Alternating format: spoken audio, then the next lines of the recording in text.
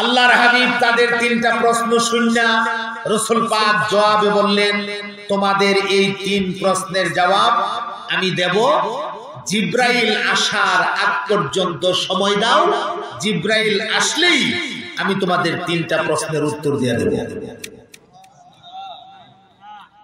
সময় চাইলেন, কতটুকু সময়? জিব্রাইল আসার আগ পর্যন্ত। মুশরিকিনরা বললেন, ঠিক আছে, সময় দিলাম সময়। আস্তা দিন চলে গেল, জিব্রাইল আসে না, আল্লাহর হাবিব কোনো উত্তর দিতে পারে না। মুশরিকিনরা এসে জিজ্ঞেস করে, জিব্রাইল আসছে? কোন আসে নাই তো, আমাকে আরেকটু সময় দেন। ঠিক আছে, সময় দিলাম। পরের দিন একদিন অতিবাহিত হয়ে গেল। পরের দিন গিয়া কয়, জিব্রাইল কি আসছে? আমাদের প্রশ্নের উত্তর কি দিতে পারবেন? কয় না, এখনো তো আসে নাই, আরেকটু সময় দাও। এইভাবে করে 2 দিন, 3 দিন, 4 দিন, 5 দিন, 6 দিন, এক সপ্তাহ জিব্রাইল আসে না, রাসূল উত্তরও দিতে পারে না। এরকম করে একটানা 15 দিন পর্যন্ত আল্লাহ পাক ওহী বন্ধ রাখছে। কয় দিন? 15টা দিনের ভেতরে রাসূলের অবস্থাটা কি হয়েছে একটু কি ভাবতে পারতেছেন? ওরা সকালে একবার, বিকালে একবার, সকালে একবার, বিকালে একবার রাসূলের কাছে আইসা, মুহাম্মদ আমাদের প্রশ্নের উত্তর দাও। জিবরাইল কি এখনো আসছে না নাকি আর আইতো না? আমরা প্রশ্নের উত্তর দাও। আর এরা কত খুশি, এতদিনে মুহাম্মদ আটকাইছে, এতদিনে মুহাম্মদ রে আটকাইছি। 15 দিন হয়ে গেছে, উত্তর দিতে পারে না, আর উত্তর দিতে পারবে না, মুহাম্মদ রে আটকাইয়া ফেলছি। নাউজুবিল্লাহ বলে। এদের মধ্যে কেউ কেউ বলতে লাগলো, এতদিন যে মুহাম্মদের কাছে শয়তানটা আইতো, এই শয়তানটা এখন আর আসেও না, মুহাম্মদ উত্তরও দিতে পারে না। অর্থাৎ জিবরাইল আমিনকে শয়তান বলে সম্বোধন করতেছে। আবার কেউ কেউ বলতে লাগলো, ও মুহাম্মদের খোদা এখন মুহাম্মদের প্রতি নারাজ হয়ে গেছে, অসন্তুষ্ট হয়ে গেছে, এই কারণে তো আর কোনো ওহী টহী পাঠা না, আর মুহাম্মদও আমরা প্রশ্নের উত্তর দিতে পারে না। গেল গা কয়দিন? 15 দিন হয়ে গেছে। সুবহানাল্লাহ। এ মুসলমান বন্ধু আমার, ইমামুল মুরসালিন রাহমাতুল লিল আলামিন, মুশরিকিনরা যত কথা বলেছে, আল্লাহর নবী তাদের কথাগুলির সহ্য করে নিয়েছে, সবর করেছে, ধৈর্য ধারণ করেছে। যেই মাত্র ওরা বলতে শুরু করলো মুহাম্মদের খোদা মুহাম্মদের প্রতি বেজার হয়ে গেছে, আল্লাহর হাবিব এই কথাটা সহ্য করে নিতে পারলেন না। নবীজির কলিজা ভাঙ্গা নবীর চোখ দিয়ে যেন পানি বের হয়ে গেছে। রাহমাতুল লিল আলামিন লম্বা একটা সেজদা লাগাইছে, সেজদা লাগায়া সেজদার ভেতরে কান্দে আর আল্লাহ। মুশরিকিনরা দি কয়, তুমি আল্লাহ নাকি আমার প্রতি বেজার হয়ে গেছো? আল্লাহ তুমি যদি বেজার হয়ে যাও, আমি কোথায় যাব, কার কাছে যাব? আল্লাহ গো, আমার অবস্থা কি হবে? রাসূল পাকের কান্নার কারণে চোখের পানি নিচের দিকে পড়তে পড়তে সেজদার জায়গা বরাবর, চেহারা বরাবর নিচের মাটি গুলো একদম কাদা হয়ে গেছে। আর সেজদা এমন লম্বা দিয়েছে, আল্লাহ হাবিব পাগুলিকে ধরে রাখতে পারলেন না, পাগুলি আপনি আপনি পেছন দিকে সরে গেছে। রাসূল পাকের চেহারায় আনোয়ার মাটির মধ্যে চাপ দিয়া লাইগে গেছে। আল্লাহর নবী চেহারায় আনোয়ার একদম লাল হয়ে গেছে। রাসূল পাক সেজদার ভেতরে এই অবস্থায় চিল্লায় চিল্লায় বলতেছে, ওগো আমার আল্লাহ, আল্লাহ আপনি নাকি আমার প্রতি বেজার হয়ে গেছেন, আপনি যদি বেজার হয়ে যান আমার কি উপায় হবে?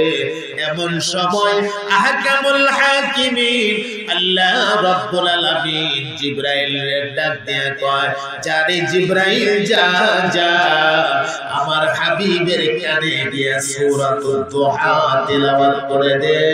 আমার বন্ধুরে জানে দিলে জিবরাইল আমি আল্লাহ আমার বন্ধুর প্রতি বেজার হয় না। আল্লাহু আকবার বলে।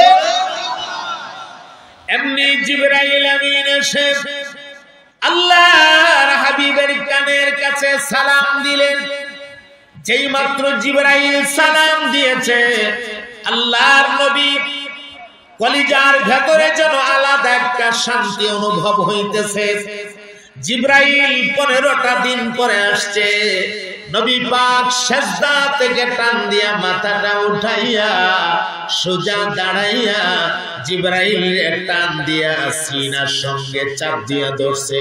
আল্লাহর নবী ডাক দিয়া করে, জিবরাইল এতদিন পর্যন্ত আমারে না দেখে তুমি কেমনে থাকলা? আজকে 15টা দিন হয়ে গেল তুমি আসো না, আমারে না দেখে তুমি কেমনে থাকতে পারলা? জিবরাইল আমিন ডাক দিয়া কো, নবী গো আপনার চেহারায় আনোয়ার এক মুহূর্তের জন্য না দেখলে অশান্তি লাগে, ভালো লাগে না ইয়া রাসূলুল্লাহ। কিন্তু কি করব, আল্লাহ রাব্বুল আলামিনের পক্ষ থেকে কোনো অর্ডার নাই, আমিও আসতে পারি না। আজকে অর্ডার হয়েছে, আমি ওহী নিয়ে আসছি, আপনি শুনেন। মহান আল্লাহ আপনার প্রতি বেজার হয়ে যায়নি, আপনাকে সান্ত্বনা দেওয়ার জন্য আস্তে একটা সূরা আল্লাহ আমাকে দিয়া পাঠাইছে। সূরাটার নাম হচ্ছে সূরাতুদ দুহা। সুবহানাল্লাহ পড়ে। এমনি জিবরাইল আমিন আল্লাহর নবীর কানে কানে পড়তেছে, ওয়াদ-দুহা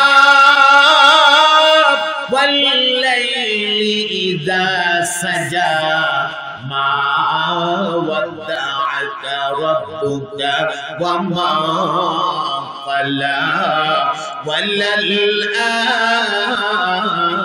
ওয়াল-আখিরাতু খায়রুল লাকা মিনাল উলা। মোহাব্বতের আওয়াজে বলে দিন না সুবহানাল্লাহ। আল্লাহ ডাক দিয়া কয়, না গো নবী না না, মুশরিকিনদের কথায় আপনি হাবিব মনে কষ্ট নিবেন না। আমি আল্লাহ দুইটা জিনিসের কসম করে বললাম, আপনার প্রতি আমি বেজার হয়ে যাইনি। ওয়াদ-দুহা চাষের সময়ের কসম, ওয়াল-লাইলি ইযা সাজা অন্ধকার আচ্ছন্ন রজনীর কসম, মা ওয়াদ্দা'আকা রাব্বুকা ওয়া মা ক্বালা।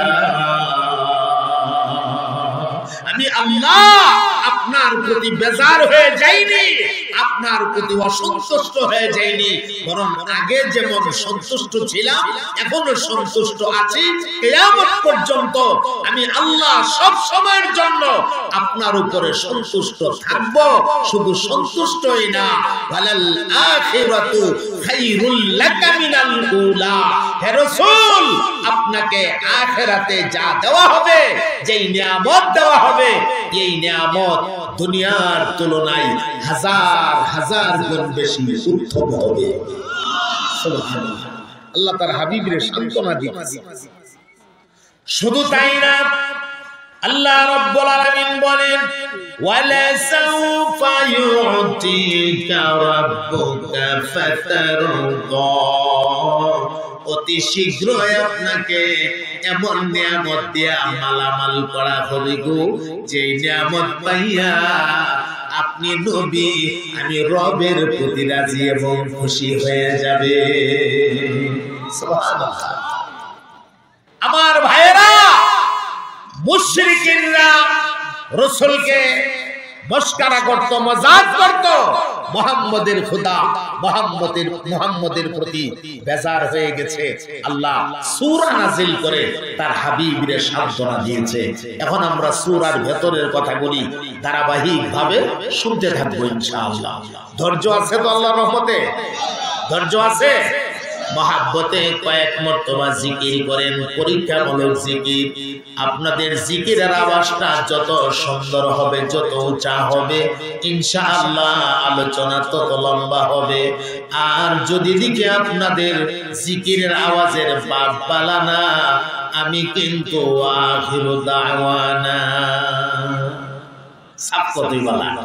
মহাব্বতের আওয়াজে পড়েন লা ইলাহা ইল্লাল্লাহ।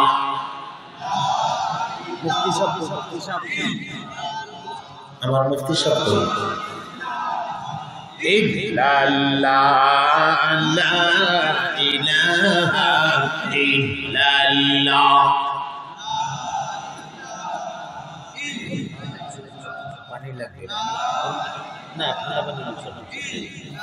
মহাব্বতে পড়েন লা ইলাহা ইল্লাল্লাহ, লা ইলাহা ইল্লাল্লাহ, লা ইলাহা ইল্লাল্লাহ, লা ইলাহা ইল্লাল্লাহ।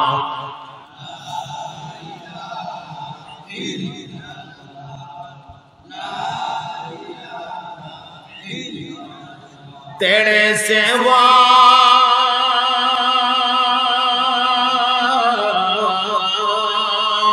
माबूद हमारे कोई नहीं है, अल्लाह तू ही हमारे माबूद हकीकी इलाह, ला इलाहा इल्लल्लाह। माशाअल्लाह, मोहब्बते पढ़ुन ला इलाहा इल्लल्लाह।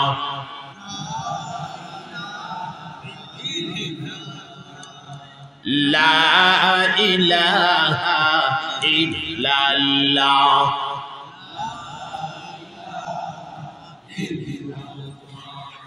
ला इलाहा इल्लल्लाह, ला इलाहा इल्लल्लाह, ला इलाहा इल्लल्लाह।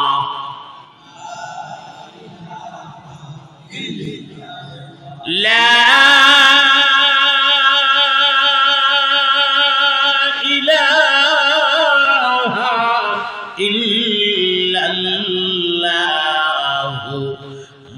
মুহাম্মাদুর রাসূলুল্লাহ। পড়ুন সবাই সাল্লাল্লাহু।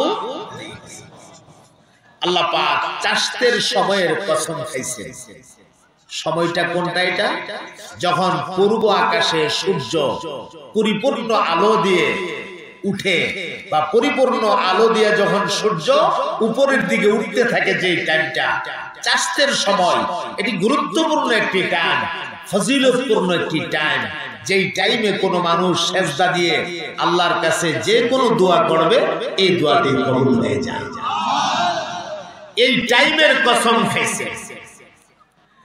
আর একটা কসম খাইছেন লাইলে সাজা, অন্ধকার আচ্ছন্ন রজনী।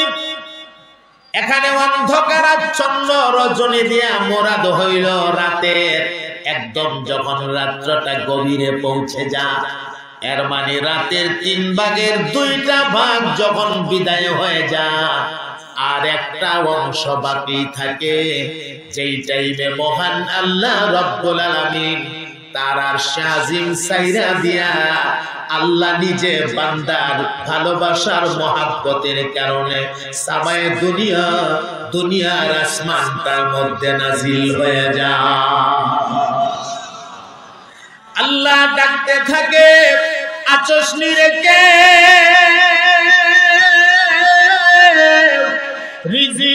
অভাবে বিরাট কষ্টে আছোস, এ বান্দা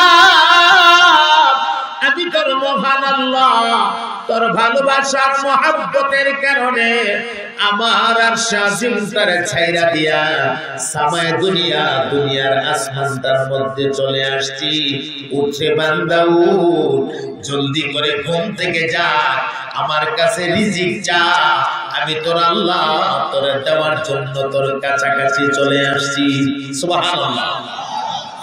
আল্লাহ ডাকতে থাকে, আছোস নিরেকে, এ বান্দা বিমারে বড় কষ্টে আছোস, আমার কাছে বল, আমি তোর মহান আল্লাহ বিমার থেকে শিফা দিয়ে দেব।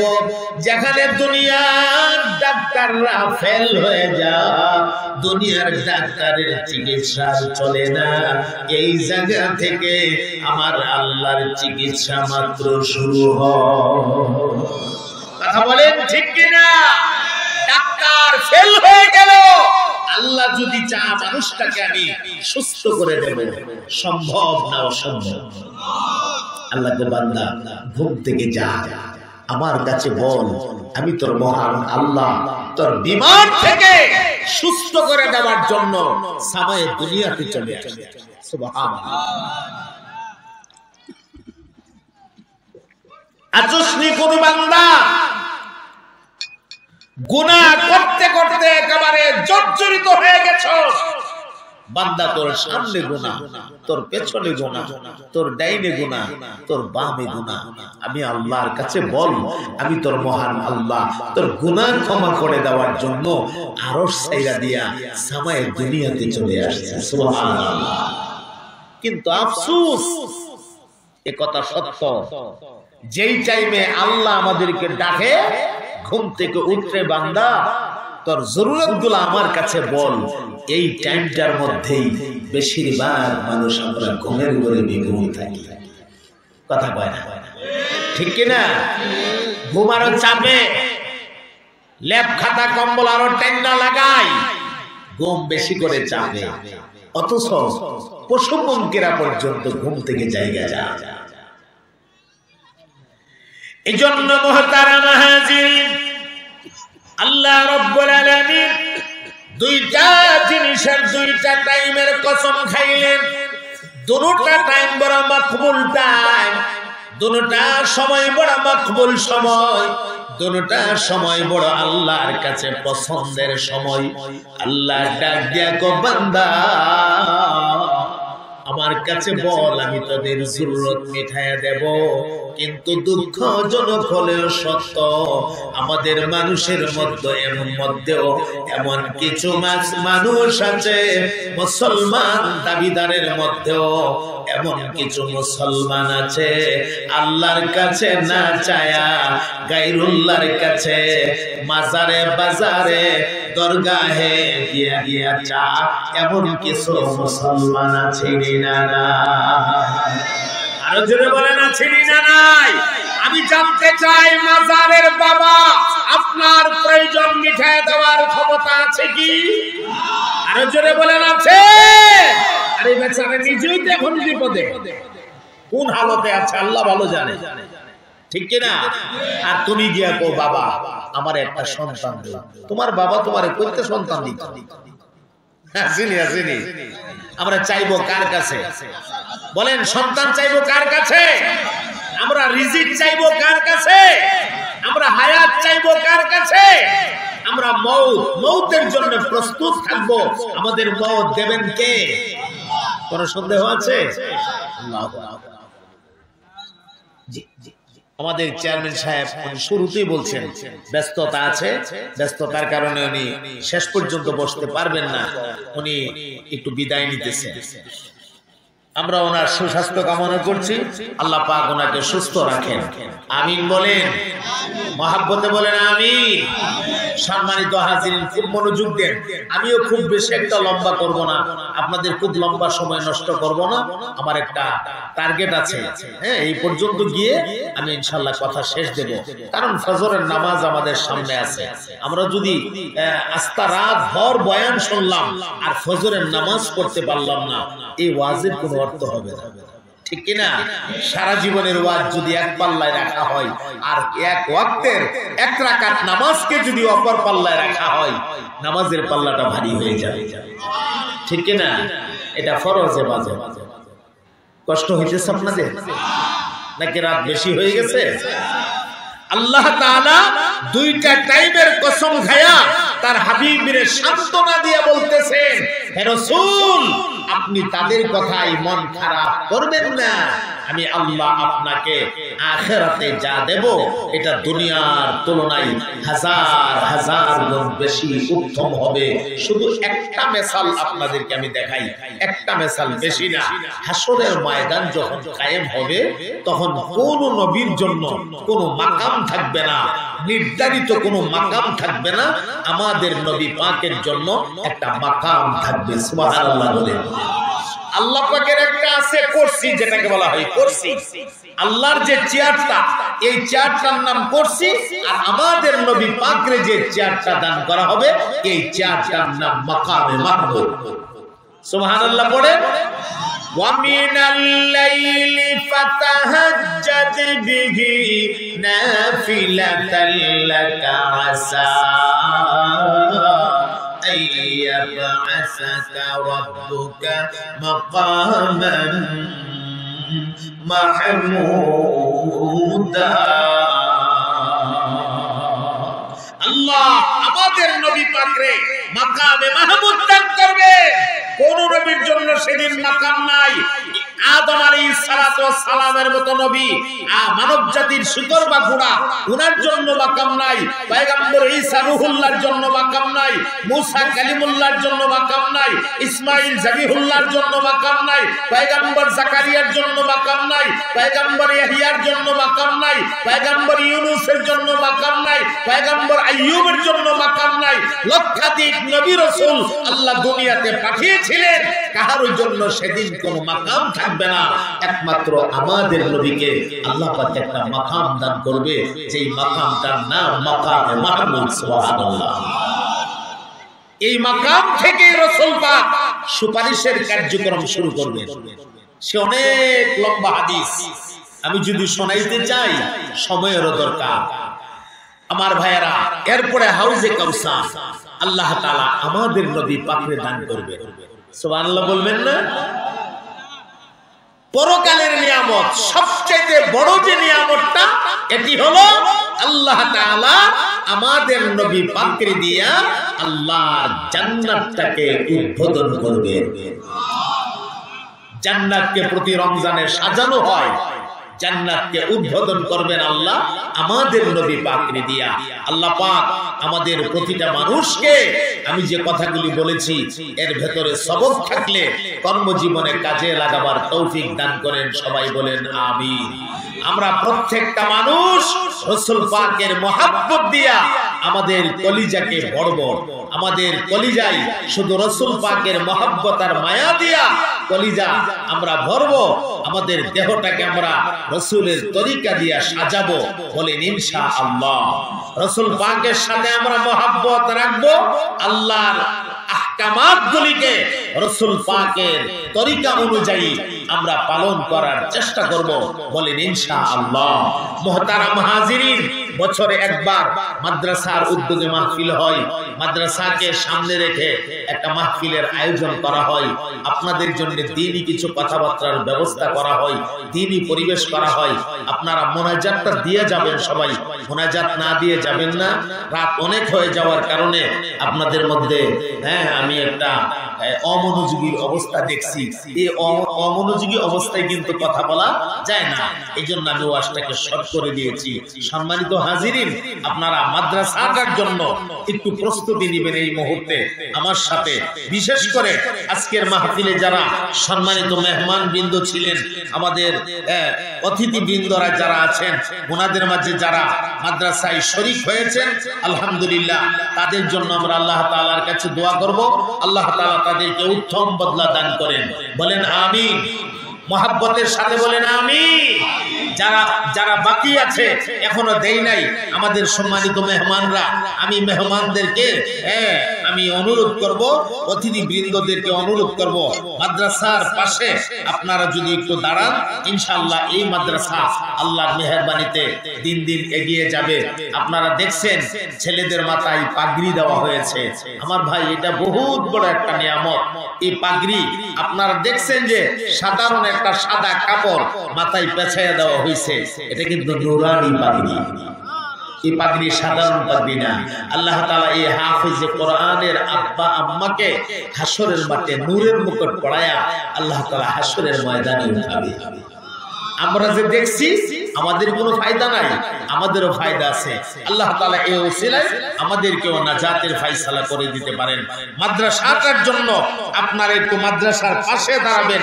আল্লাহ পাকের কোন কোন বান্দা আছেন আপনারা হিম্মত করে একটু সাহস করে একটু হাত তুলবেন যে আমি মাদ্রাসার জন্য 10,000 টাকা দেব। আমি মাদ্রাসা ইমামুল মুরসালিন রাহমাতুল লিল আলামিন শাহাদাত আঙ্গুলটাকে এইভাবে রেডি করে আবু জাহেলের মুষ্টির দিকে ইশারা দিয়া বললেন, আবু জাহেলের মুষ্টির ভেতরে আল্লাহর যে কোন মাখলুক তুমি থাকো না কেন, কালিমা পড়ো। যেই মাত্র বলছে কালিমা পড়ো, সাথে সাথে আবু জাহেলের মুষ্টির ভেতর থেকে কালিমায়ে শাহাদাতের আওয়াজ বের হয়ে গেছে। বিষয়টি খেয়াল করে, কালিমা বের হয়েছে কোন জায়গা থেকে? মুষ্টির ভেতর থেকে। তার মানে মুষ্টির ভেতরে আছে কি? মূর্তি, মানে আবু জাহেলের খোদা। সে যারে খোদা মানে, খোদা বানায় পূজা করে। এখন তার তো ভীষণ রাগ উঠছে শরীরে, মূর্তিটারে এইভাবে চুইরা মারছে জুড়ে এইভাবে। আরে বাপরে বাপ, মুহাম্মদ তুমি এত বড় জাদুকর, তুমি জাদু দিয়া আমার খোদাটারে পর্যন্ত তোমার বলি বলাই লইলা। আগে বলছি কি কালিমা পড়বে, এখন কয় তুমি জাদুকর। ভাবতেছেন কপালে হেদায়েত নাই। ভাই, হেদায়েত দেওয়ার মালিক কে? আওয়াজ দিয়া বলেন।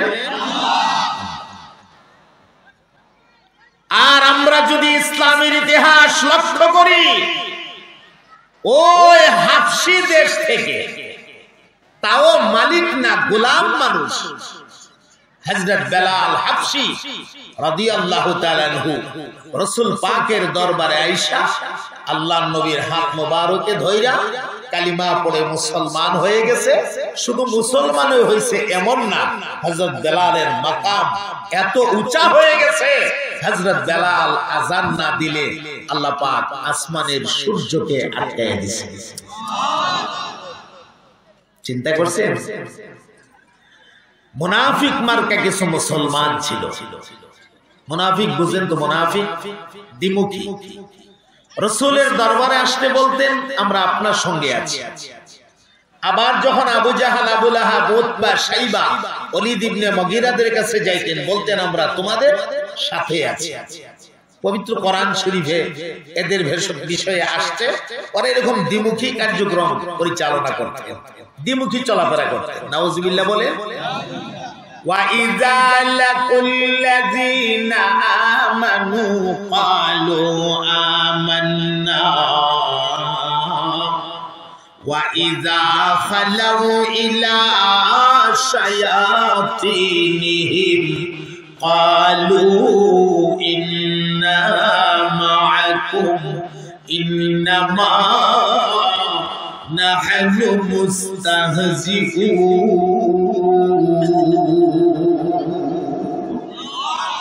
নবী পাকের দরবারে আসলে বলতেন আমান্না, আমরা ঈমান আনছি। ওয়া ইযা খালাউ ইলা শায়াতিনিহিম, আবার যখন ঘোড়ায় তারা তাদের মাতবরদের কাছে যাইতো, এরা জিজ্ঞেস করতো কিরে তোরা যে দেখলাম মুহাম্মদের কাছে, ঘটনা কি? কালিমা টালিমা পড়ে লিখছস নাকি? মুহাম্মদের ধর্ম গ্রহণ করে ফেলছস নাকি? তখন তারা বলতো আরে না না, এত সোজা, ইন্না মাআকুম, আমরা তো তোমাদের সঙ্গে আছি। আমরা সাথে আছো? বলে হ্যাঁ। তাহলে মুহাম্মদের কাছে গেলে কেন? ইন্নামা নাহনু মুস্তাহজিউন, মুহাম্মদ এবং তার সাথীদের সাথে একটু ঠাট্টা করবার লেগে গেছে। নাউযুবিল্লাহ বলবেন না? ওরা একদিন আল্লাহর হাবিবের কাছে আয়েশা বলতেছে, ইয়া রাসূলুল্লাহ, বেলালকে ভাল লাগে না, মুয়াজ্জিন পাল্টান। এই কথাটা বলার জন্য বলতেছি, বেলাল কি লাগে না, ভাল লাগে না, মুয়াজ্জিন পাল্টান। আল্লাহর নবী বললেন, ভাল লাগে না কেন? কারণ তো দর্শাইবা। একজন মানুষকে তো কারণ ছাড়া অযথা সরায় দেওয়া যাবে না, কারণ তো পেশ করে। তখন ওরা কারণ পেশ করতেছে। তো এক নাম্বার কারণ, বেলাল দেখতে সুন্দর না, কারণ দর্শাইছে, দেখতে সুন্দর না। কেউ একজন মানুষ তো দেখতে সুন্দর না ওই হইতে পারে, হতে পারে না এরকম, কিন্তু মানুষের গুণ থাকে না, গুণ থাকে। তো বেলাল দেখতে সুন্দর না, ও আচ্ছা বুঝলাম, দেখতে সুন্দর না। আর কোন কারণ? আরেকটা কারণ আছে। তো সেই কারণটা কি? জিহ্বার আগা বাড়ি, কথা স্পষ্ট হয় না, মুয়াজ্জিন পরিবর্তন করেন। হযরত বেলাল রাদিয়াল্লাহু তাআলা আনহু উনি আশহাদু বলতে পারতেন না। আযানের ভেতরে যে আছে আশহাদু, উনি আশহাদু বলতে পারতেন না, উনি বলতেন আসহাদু। অর্থাৎ শিন বলতে পারতেন না, শিন বলতে গেলে সিন বের হয়ে যেত। আযানের ভেতরে একটা কলি আছে না, আশহাদু বলে না, নাই। আশহাদু আল্লা ইলাহা ইল্লাল্লাহ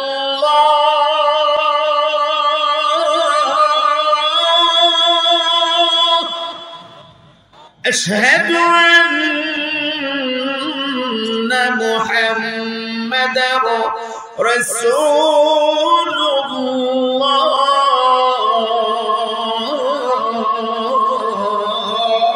এই যে আশহাদু, আশহাদুর জায়গাতে তিনি বলতেন আসহাদু, শিন বলতে পারতেন না। ওরা কয় মুয়াজ্জিন পাল্টান, বলে কেন? উনি শিন কইতে পারে না, সিন কয়।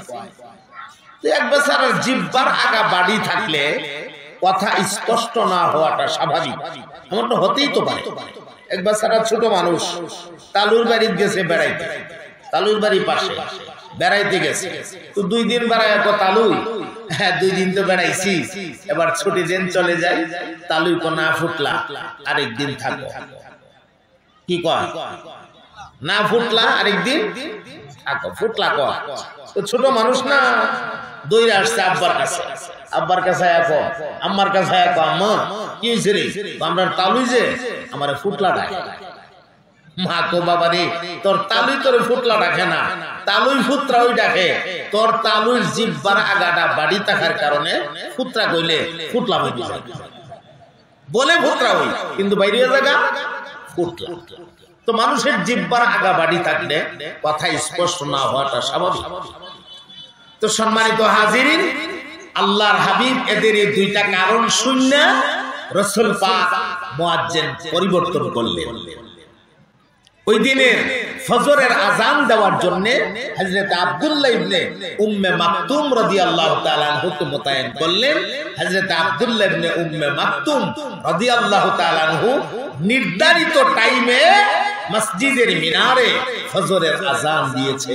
আযান দিলে কি হবে রে ভাই?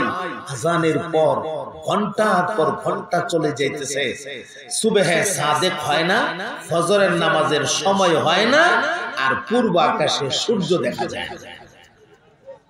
এখন তো বিরাট পেরেশানি। যারা বলছিল আয়েশা মুয়াজ্জিন ফাল্টানোর জন্য, এরা তো বিশাল পেরেশানি। এরা একজন আরেকজন লোক, আমরা কি করলাম? কাজটা মনে হয় ভালো করি নাই, সম্ভবত কোনো বিপদ ডেকে আনছি। আর হক্কানি মুসলমান যারা, তারা তো সবাই সেজদায়, সাহাবায়ে কেরাম আজমাইন সেজদায়। কি হয়ে গেল? স্বয়ং আল্লাহর নবী সেজদায়। সুবহানাল্লাহ। আহকামুল হাকিমিন আল্লাহ রাব্বুল আলামিন জিবরাইলকে ডাক দিলেন, যা রে জিবরাইল, যা যা, জলদি জলদি সংবাদ নিয়ে যা, আমার হাবিবের কানে গিয়া সংবাদটা পৌঁছায় দাও। আমার বন্ধুর সাহাবী বেলাল দেখতে যদিও সুন্দর না, চেহারার গঠন যদিও ভালো না, জিহ্বার আগা বাড়ি কথা স্পষ্ট হয় না, কিন্তু বেলাল যখন আল্লাহু আকবারের ধ্বনি দিয়া ডাক মারতো গো, 7টা আসমান পাড়ি দিয়া বেলালের আজানের ধ্বনি আমি আল্লাহ আরশে আজিমের মধ্যে পৌঁছে যাইতো।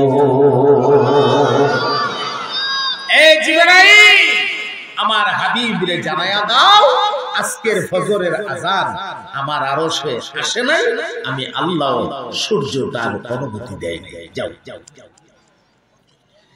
জিবরাইল আলাইহিস সালাতু ওয়াস সালাম 600 নূরের পাখা বা ডানা লাগায়া একসঙ্গে ডানা বাড়ি দিয়া খুব দ্রুত গতিতে আল্লাহর হাবিবের কানের গোড়ায় এসে হাজির হয়ে সালাম দিয়ে দিলেন, আসসালামু আলাইকা ইয়া রাসূলুল্লাহ। আল্লাহর হাবিব আপনি সিজদা থেকে মাথা উঠান আর আপনার সাবেক মুয়াজ্জিন বেলালকে বলেন আযান দেওয়ার জন্য। আল্লাহ রাব্বুল আলামিন বলেছে আপনার বেলাল যতক্ষণ আযান দিবে না আল্লাহ নাকি আসমানে সূর্য পাঠাবে না। আল্লাহু আকবার বলে আল্লাহ নবী ডাক মারলেন, ইয়া বেলাল। হযরতে বেলাল এক কোণা থেকে জবাব দিয়েছে, লাব্বাইকা ইয়া রাসূলুল্লাহ। আল্লাহর হাবিব বলেন, লাব্বাইক বলে দাঁড়ায় থাকলে হবে না, জলদি জলদি তুমি আযান দাও। তুমি আযান না দিলে আল্লাহ রাব্বুল আলামিন আসমানে সূর্য পাঠাবে না। এমনি হযরত বেলাল সাথে সাথে আযান শুরু করে দিয়েছে। হযরত বেলাল আল্লাহু আকবার বলার সঙ্গে সঙ্গে তাকায় দেখে সূর্য একদম মাথার উপরে। অর্ধেকটা দিন চলে গেছে, অর্ধেকটা দিন অতিবাহিত হয়ে গেছে, আল্লাহ পাক সূর্যকে আটকায় রাখছে। সুবহানাল্লাহ। আমার ভাই কথাগুলি যদি বুঝে থাকেন ঈমানের আওয়াজে আপনারা জবাব দেবেন।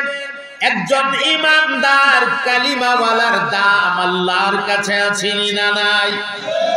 আরো জোরে কোন আছে না নাই?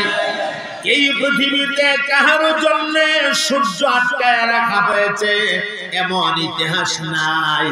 একজন ঈমানদারের জন্য আল্লাহ রাব্বুল আলামিন আসমানের সূর্য আটকায়া দিয়েছে।